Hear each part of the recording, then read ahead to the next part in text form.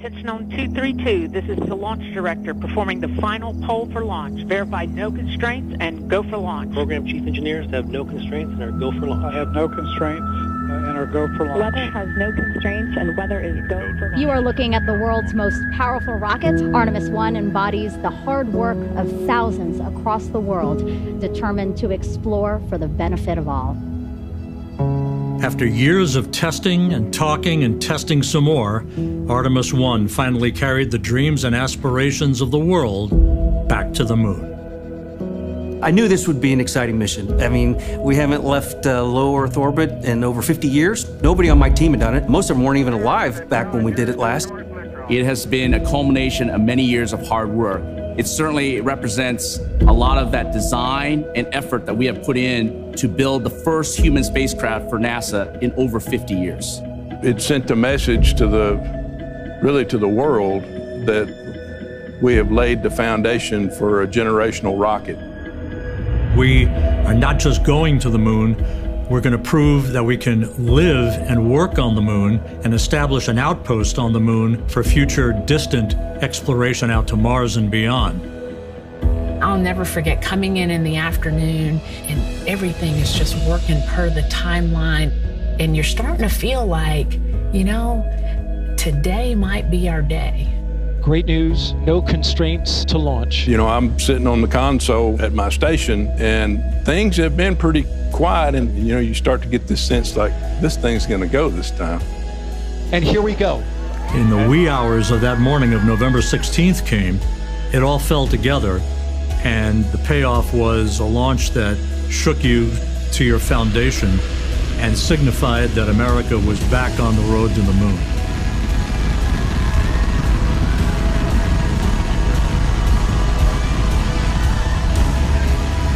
And when that vehicle lifted off the pad, the windows began to shake,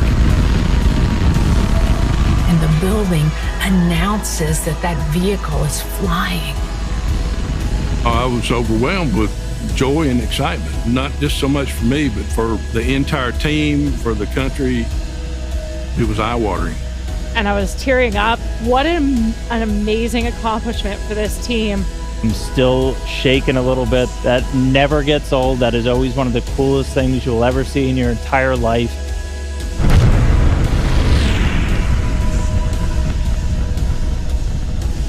It was like, oh my gosh, the adrenaline rush just hit you. And I knew this is it. It's game time. We're off and running now. For the first time in 50 years, we were breaking out of low Earth orbit to head toward the moon.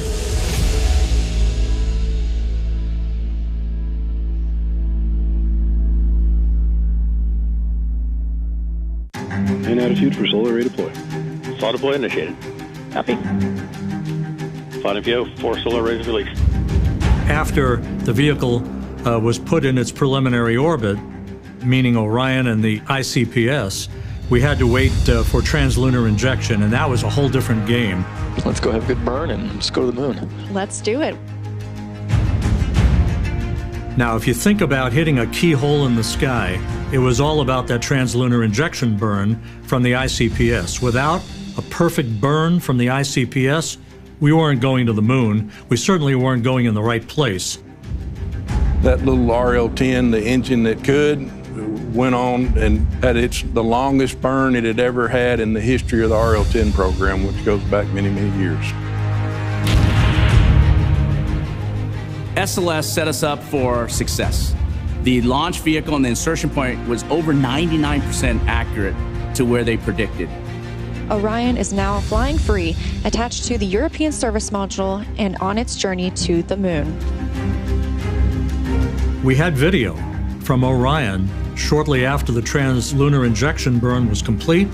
Orion flipped around and we took pictures of the Earth, and I had no words. It was just amazing, amazing. The views of our blue marble in the blackness of space, now capturing the imagination of a new generation, the Artemis generation.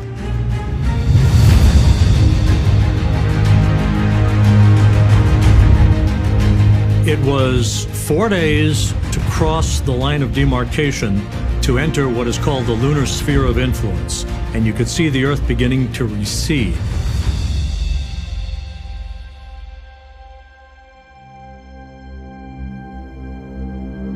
Our first big burn was the outbound powered flyby, which is the one where we went right by the moon. Orion was actually on the backside of the moon, so we did not have communications with it, so we had to set everything up ahead of time.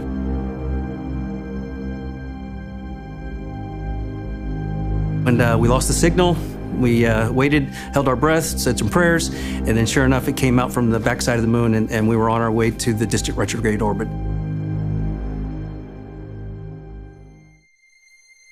Distant retrograde orbit, we're going to be about 38,000 miles away from the lunar surface. Artemis 1 traveled approximately 268,000 statute miles from Earth.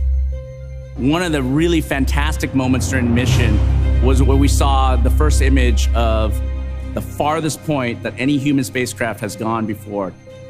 We see these images downloaded real time, and we would sit in the rooms and we would just pause the meeting. We'd pause the discussion, go, look at that picture. It's almost unreal. They really represented as if we were there on board the spacecraft, looking at the moon and looking at the Earth, our home. We're continuing to get some spectacular views from the Orion spacecraft. Orion now has its sights set on home. NASA's newest moon explorer, now less than 2 hours away to complete its shakedown mission. When you hit the Earth's atmosphere, entry interface, we did what we call a skip entry, where Orion bored down into the atmosphere for a period of time, then it popped out, and then it skipped upwards of, it was thousands of miles. And if you don't come back into the atmosphere with accuracy, you will skip out of the Earth's orbit and not be able to return. And we did that intentionally because we wanted then to come back down and do a second heating cycle. We're coming back into the atmosphere, basically a double heating to really stress the heat shield. It's hard not to hold your breath when all of that's happening, because I'm thinking to myself, if this doesn't go well, what do I do? What do I have? That was the major objective of Artemis 1. We had to prove that that heat shield would be rock solid to sustain a crew, because if you don't ablate the heat, you're done. And there it is, high over the Pacific, America's new ticket to ride to the moon and beyond now in view.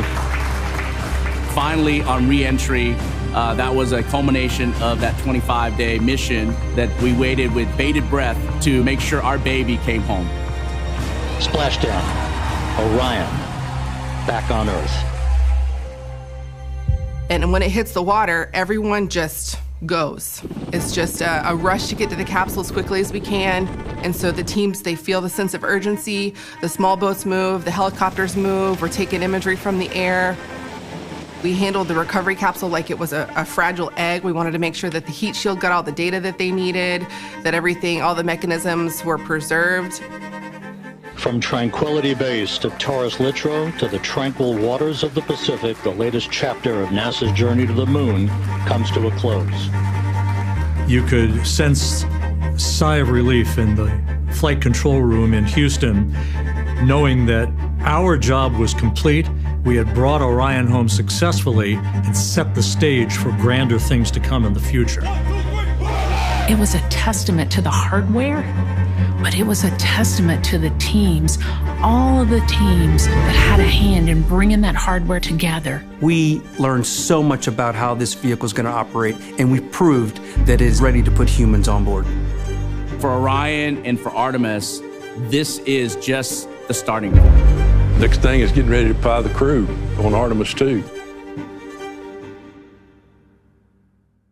Ladies and gentlemen, your Artemis 2 crew.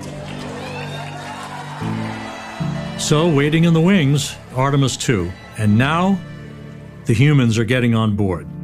Thank you to the NASA workforce. Thank you to our industry partners, everyone in Europe that's working for this. America has made a very deliberate choice over decades to curate a global team, and we are going to the moon together.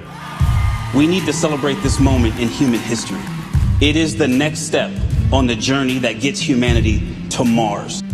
Am I excited? Absolutely. Initial reaction to that news was just intensity. Finding out was a humbling experience for me. Shocking is the best word I can say. disbelief, an immense sense of honor and responsibility. Putting the first 4 crew members on Orion is what I'm so excited about. I want to hear the stories about what it is like to live in the Orion spacecraft. We're going to test out the vehicle's ability to conduct rendezvous maneuvers, crew's ability to actually fly Orion manually, and most importantly, we're going to test the environmental control system. We got humans on board. We got to keep them safe. We got to keep them breathing. And then we're going to have them come back at that high-speed entry of 32 times the speed of sound to make sure that they can survive this for future missions. It's very exciting to fly crew, but it's also daunting, right? Because these are people, and they're putting their lives in our hands. This one needs to perform and will perform as good or better than the first one did. And so we have new launch commit criteria, we have changes to our procedures, changes to our timelines. We have new systems for crew, we have new systems in the capsule, we have an emergency egress system, we have new recovery systems. We want to make sure that we've gone through those time and time again so that when launch day rolls around, we're ready for anything that the hardware may throw at us.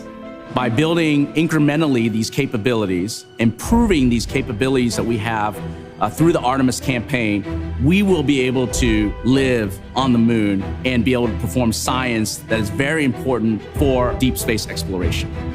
I'm ready for Artemis 2. The SLS team is ready for Artemis 2. We are ready for Artemis 2. We are ready. We are ready. All right, I'm ready. Let's go.